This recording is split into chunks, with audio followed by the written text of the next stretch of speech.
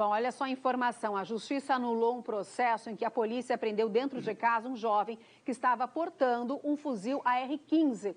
Pergunto, Paulo, qual a sua posição? Isso significa que as leis estão mais brandas ou tem algo por trás disso?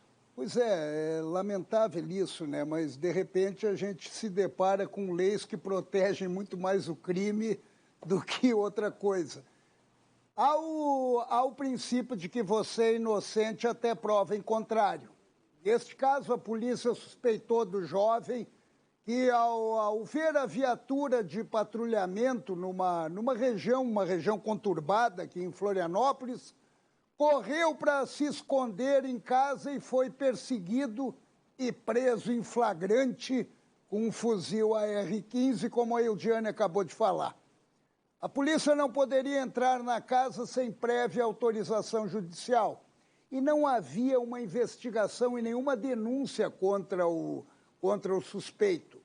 Isso garantiu na revisão criminal a nulidade das provas, apesar dos policiais terem encontrado um fuzil AR-15.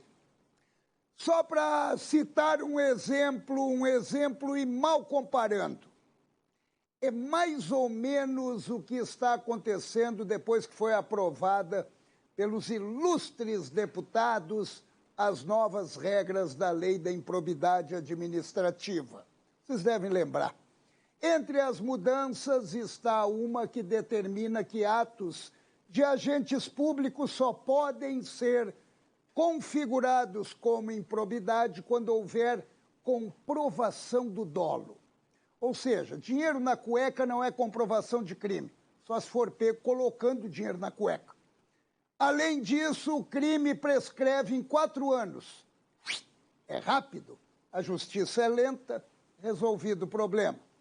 Ou seja, criaram uma série de atalhos para evitar a suspensão dos direitos políticos.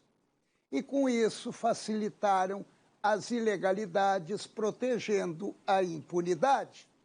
Se antes a lei era muito punitiva, agora é extremamente liberal. E quem faz as leis? Pois é, quem faz as leis é o Congresso.